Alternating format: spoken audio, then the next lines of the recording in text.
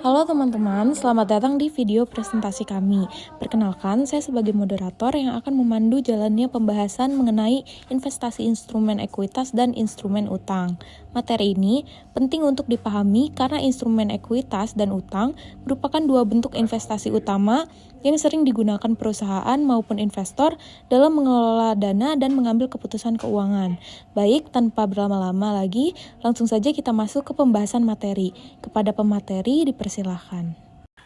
Investasi utang atau debt investment adalah ketika perusahaan menanamkan dana pada instrumen utang untuk memperoleh bunga dan pengembalian pokok pada saat jatuh tempo. Jadi jika dijelaskan lebih simpelnya, investasi utang itu sebenarnya sama kayak perusahaan meminjamkan dana ke pihak lain. Misalnya membeli obligasi. Jadi pada saat membeli obligasi, perusahaan itu bukan membeli barang, melainkan membeli hak untuk memperoleh bunga secara berkala, yang mana nantinya pada saat masa investasi tersebut selesai atau pada saat jatuh tempo, uang pokoknya akan dikembalikan. Jadi keuntungan utama dari investasi utang ini berasal dari bunga yang diperoleh selama periode investasi.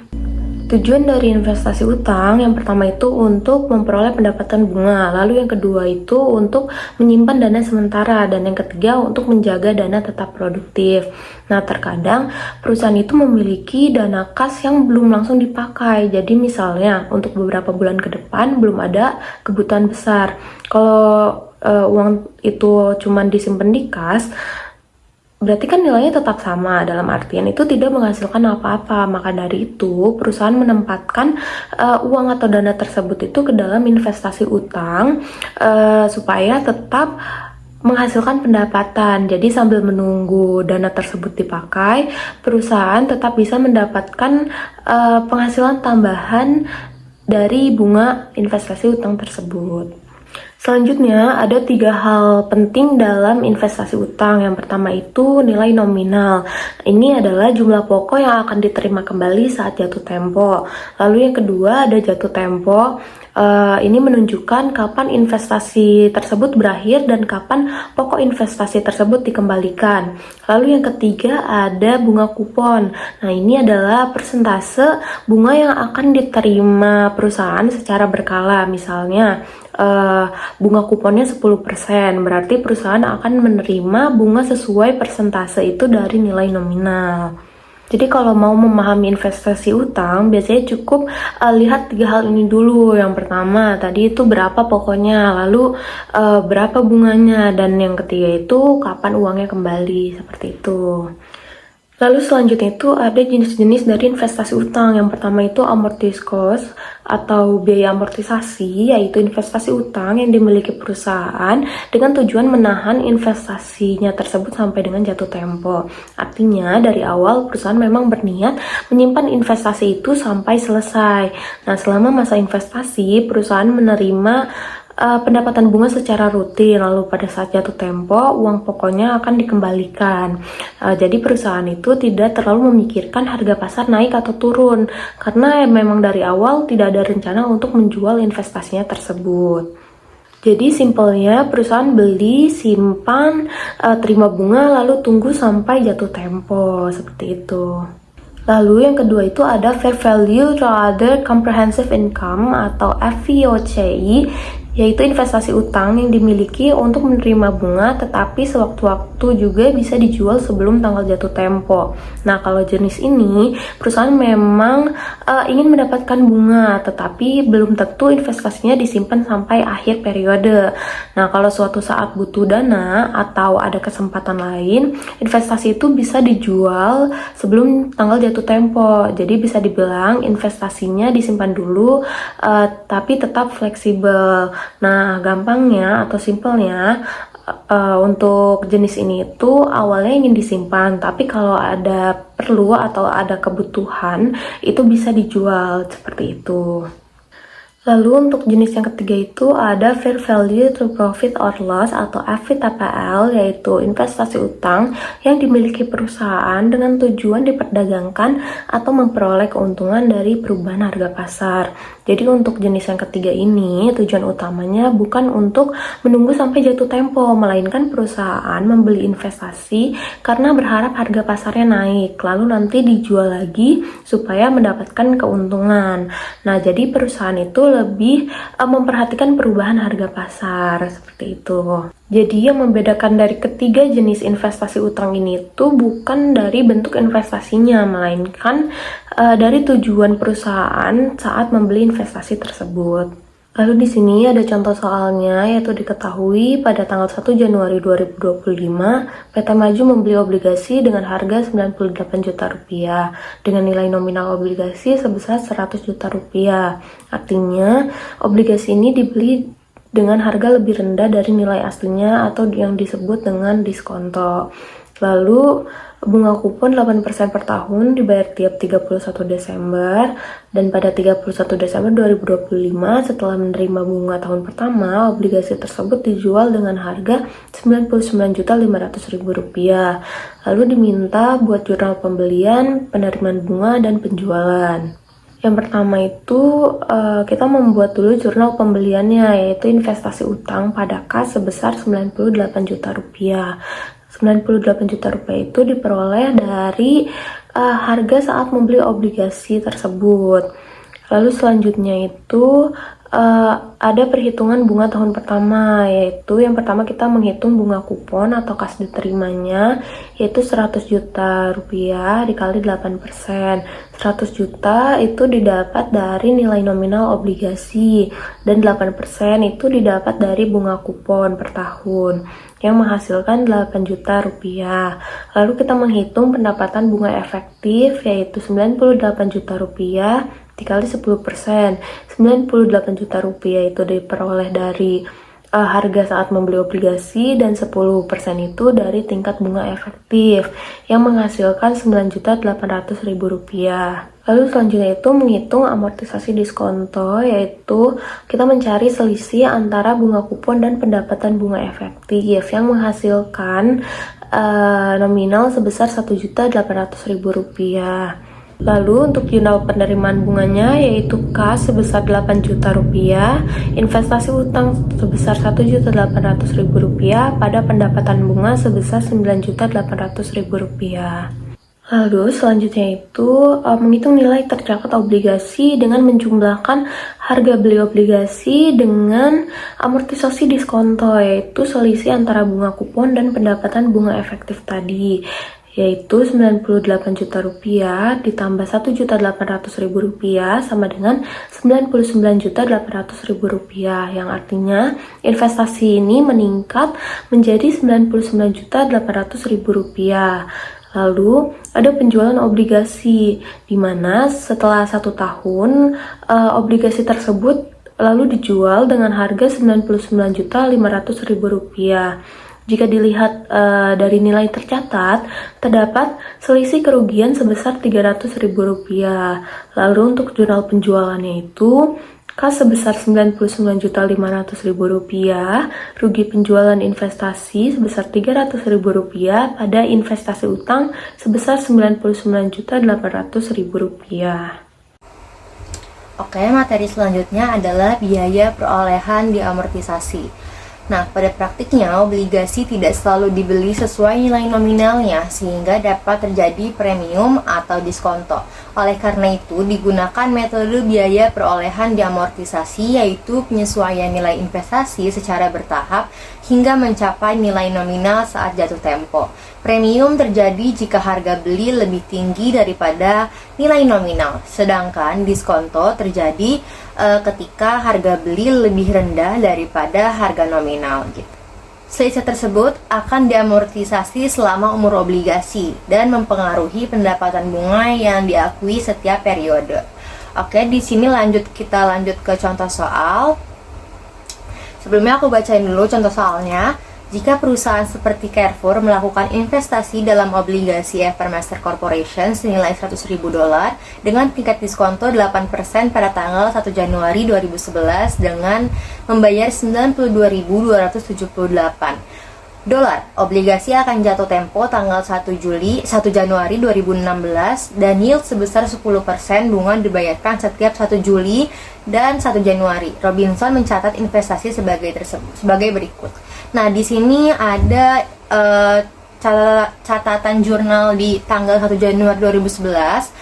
Investasi utang sebesar 92.278 pada kas sebesar 92.278. Nah, ini pencatatan jurnal awalnya. Selanjutnya kita hitung tingkat diskontonya, karena tadi si nilai belinya lebih kecil daripada nilai nominal. Tadi kan nilai belinya 92.278, sedangkan nilai nominalnya 100.000, maka itu lebih kecil. Jadi kita akan hitung tingkat diskonto setiap tahunnya. Karena ini pembayaran dilakukan 2 kali, yaitu setiap 1 Juli dan 1 Januari, maka kita buat tabelnya setiap 1 Januari dan setiap 1 Juli. Oke, kita lihat contoh soal. Di sini ada tabel pembelian obligasi 8% pada yield 10%. Jadi yang pertama kita catat itu di jumlah tercatat obligasi. Tadi kita beli sebesar 92.278, kita taruh situ. Lalu di penerimaan kas ini kan 4.000 semua. Nah, 4.000 ini dari mana? Dari nilai nominal tadi 100.000 dikali 8% dikali 6/12. Kenapa 6/12? Karena di sini si membayarnya sebesar 2 kali dalam setahun. Jadi 6/12 gitu. Didapatlah 4.000. Lalu 4.614 ini dapat dari si jumlah tercatat dikali yield 10% dikali 6/12, didapatlah 4.614. Nah, selanjutnya ada amortisasi diskonto obligasi sebesar $614. Ini tuh dapat dari 4.614 si pendapatan bunga dikurang penerimaan kas, hasilnya 614. Dan jumlah tercatat obligasi di tanggal 1 Juli 2011 adalah 92.892. Nah, begitu juga ke bawahnya gitu sampai jangka waktu 5 tahun tadi gini. Sampai yang terakhir ini ada di 1 Januari 2016. Dia tingkat jumlah tercatat obligasinya sudah di 100.000 gitu. Nah, di bawah ini juga ada keterangan nih. 4.000 sama dengan 100.000 dikali 0,08, yang tadi 8% itu dikali 6/12. 4.614 sama didapat dari 92.000 jumlah tercatat obligasi dikali tingkat yieldnya 10% dikali 6/12. Lalu 614 yang tadi kayak aku udah jelasin, 4.614 dikurang $4.000 gitu. Nah, si jumlah tercatat obligasi ini mengikuti atasnya gitu, data atasnya gitu. Jadi kalau misalnya di tahun 2011 di bulan Juni jumlah tercatat obligasinya 92.892. Nah, berarti untuk menghitung pendapatan bunga di 1 Januari 2012 ini menggunakan jumlah tercatat obligasi di tanggal 1 Juli 2011 gitu sampai akhir. Nah, next slide. Nah, ini adalah jurnal untuk mencatat bunga tadi, pendapatan bunga tadi. Yang pertama ada 1 Juli 2011, kas $4.000 dan investasi utang 614 pada pendapatan bunga sebesar 4.614 gitu. Jadi 614 tadi masuk ke investasi utang. Lalu selanjutnya di tanggal 31 Desember 2011 sama piutang bunga sebesar $4.000 dan investasi utang sebesar $645 pada pendapatan bunga sebesar 4.645. Nah, ini investasi utang didapat dari tabel yang tadi kita hitung gitu. Nah, ini ada bagaimana sih kita mencatatnya di laporan posisi keuangan atau laporan laba rugi. Nah, gini cara catatnya. Ada investasi utang di investasi jangka panjang sebesar 93.537 dan di aset lancar kita masukin piutang bunga sebesar $4.000. Selanjutnya kalau misalnya di laporan laba rugi kita catatnya pendapatan dan beban lainnya pada pendapatan bunga sebesar 9.259. Nah, dari mana sih 9.259 ini? dapat dari kan tadi 2 kali ya kita nyata si hitungnya dari Januari sama Juli gitu. Jadi kita tambahin 4.614 ditambah 4.645, jadinya 9.259 gitu. Selanjutnya itu investasi utang penjualan. Jadi investasi utang penjualan ini adalah kegiatan menjual surat utang yang dimiliki perusahaan seperti obligasi kepada pihak lain sebelum tanggal jatuh tempo. Artinya perusahaan yang sebelumnya ini membeli obligasi sebagai investasi ini itu memutuskan untuk menjual kembali obligasi tersebut. Jadi jika perusahaan menjual obligasi sebagai nilai wajar investasi sebelum tanggal jatuh tempo, maka perusahaan ini harus membuat jurnal untuk menghapus akun investasi utang atas biaya perolehan diamortisasi dari obligasi yang dijual tersebut. Investasi obligasi itu tidak harus disimpan sampai jatuh tempo. Jadi perusahaan itu dapat menjual obligasi ini sebelum jatuh tempo apabila perusahaan ini seperti membutuhkan dana, ingin mengurangi risiko atau ingin memperoleh keuntungan dari perubahan harga pasar. Nah, ketika si obligasi ini dijual, maka perusahaan itu harus menghentikan pengakuan investasi atas obligasi tersebut, lalu mencatat kas hasil penjualan dari obligasi tersebut dan mengakui laba atau ruginya penjualan investasi.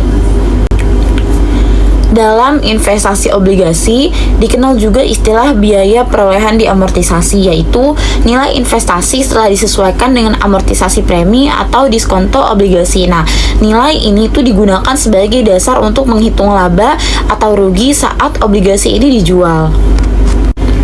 Nah, di sini tuh ada ilustrasi contohnya. Diasumsikan bahwa PT Antam ini menjual obligasi kepada PT Bina pada tanggal 11 Juli tahun 2022 itu seharga 180 juta rupiah. Nah, pada saat biaya perolehan diamortisasi itu sebesar 188.428.000 rupiah.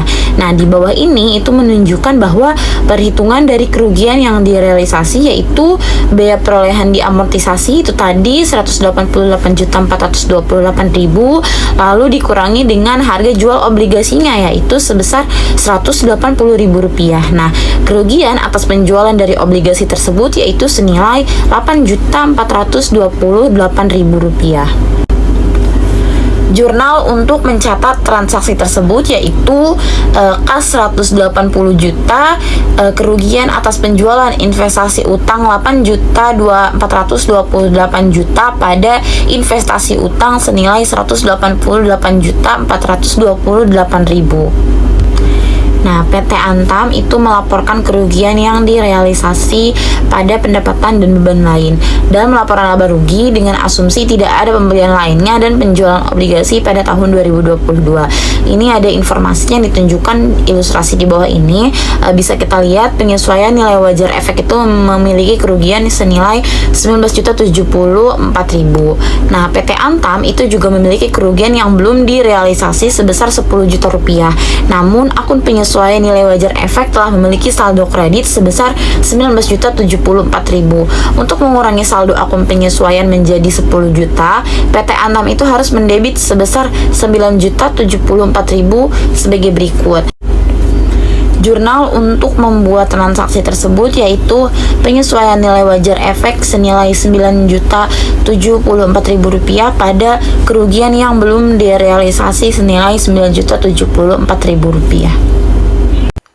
Lalu selanjutnya itu ada opsi nilai wajar atau fair value option, yaitu pilihan metode pencatatan yang memungkinkan perusahaan mencatat suatu instrumen keuangan berdasarkan nilai pasar saat ini atau nilai wajar. Jadi opsi nilai wajar ini bukan jenis aset maupun jenis transaksi, melainkan hanya pilihan cara pencatatan. Artinya perusahaan memilih agar nilai yang dicatat dalam laporan keuangan mengikuti harga pasar pada saat laporan dibuat. Alasan opsi nilai wajar ini digunakan adalah supaya angka dalam laporan keuangan itu tidak tertinggal dari kondisi pasar.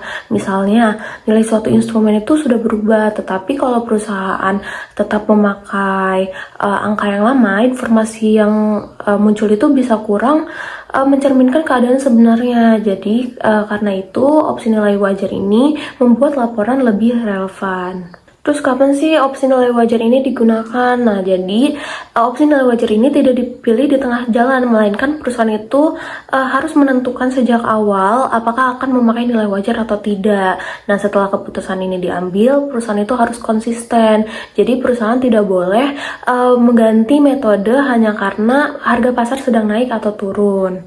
Di akhir periode, perusahaan itu membandingkan nilai yang dicatat sebelumnya dengan nilai pasar terbaru. Kalau nilainya naik, maka selisihnya dicatat sebagai keuntungan. Sebaliknya, jika nilainya turun, maka selisihnya dicatat sebagai kerugian. Jadi, fokus utamanya itu adalah perubahan nilai pasar dari waktu ke waktu. Lalu, selanjutnya itu di sini ada contoh soal. Jadi, untuk mengilustrasikan, asumsikan bahwa Hardy Company membeli obligasi yang diterbitkan oleh Bank Sentral Jerman. Hardy berencana untuk memiliki investasi utang sampai jatuh tempo dalam jangka waktu 5 tahun. Pada tanggal 31 Desember 2011, biaya perolehan diamortisasi investasi ini adalah sebesar $100.000. Nilai wajar pada tanggal 31 Desember 2011 adalah sebesar $113.000. Jika Hardy memilih opsi nilai wajar untuk memperhitungkan investasi ini, jurnal yang harus dibuat pada tanggal 31 Desember 2011 adalah sebagai berikut. Jadi kalau perusahaan itu memilih memakai opsi nilai wajar, maka yang dilihat adalah harga pasar saat ini.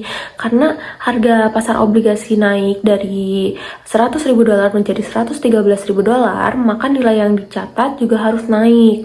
Lalu selisih $13.000 itu diakui sebagai keuntungan. Maka untuk jurnalnya, yaitu investasi utang obligasi Jerman pada keuntungan nilai wajar sebesar $13.000. Seperti itu. Materi selanjutnya adalah investasi ekuitas. Investasi ekuitas merupakan investasi dalam bentuk kepemilikan saham pada perusahaan lain yang bertujuan untuk memperoleh keuntungan dari dividen maupun kenaikan nilai saham.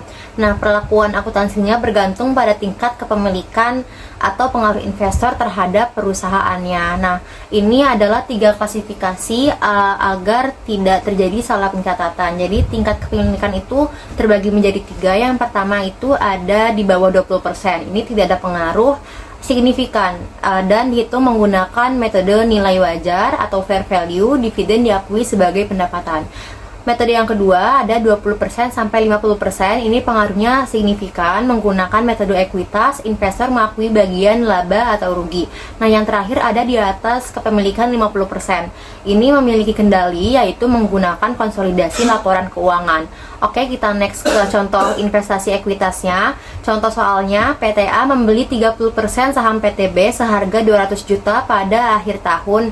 PTB melaporkan laba sebesar 100 juta rupiah dan membagikan dividen sebesar 20 juta rupiah.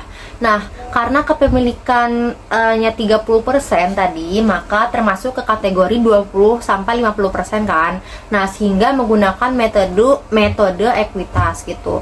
Jadi PTA harus mengakui bagian laba dari PTB. Nah, cara hitungnya yang kayak di PPT ini 30% dikali 100 juta, yaitu 30 juta. Nah, cara kedua, jumlah ini akan menambah nilai investasi sekaligus diakui sebagai pendapatan. Saat PTB membagikan dividen 20 juta, maka bagian PTA adalah 30% dikali 20 juta, yaitu 6 juta. Nah, tapi dividen ini tuh tidak diakui sebagai pendapatan, melainkan mengurangi nilai investasi karena laba tersebut sudah diakui sebelumnya melalui metode ekuitas. Dengan demikian, nilai investasi PTA akan bertambah dari pengakuan laba lalu berkurang saat menerima dividen gitu. Jadi ini yang sering bikin ketukar. Jadi kuncinya kalau misalnya pakai metode ekuitas, fokusnya itu bukan dividen tapi pada bagian laba. Lalu ada isu pelaporan lainnya. Yang pertama itu penurunan nilai.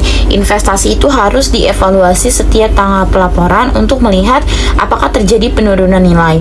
Pada investasi utang, fokusnya adalah apakah besar kemungkinan investor ini tidak dapat menagih seluruh jumlah sesuai dengan kontraknya.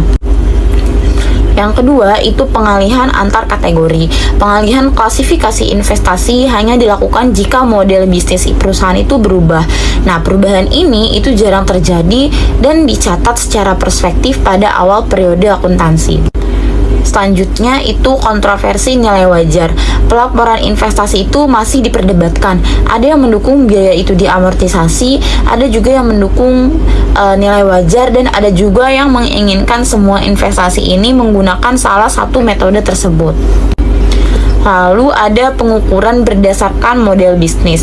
Penilaian investasi utang itu tergantung pada model bisnis, nilai wajar atau biaya diamortisasi. Namun karena bergantung pada rencana manajemen, klasifikasi ini tuh dianggap subjektif dan kurang dapat dibandingkan.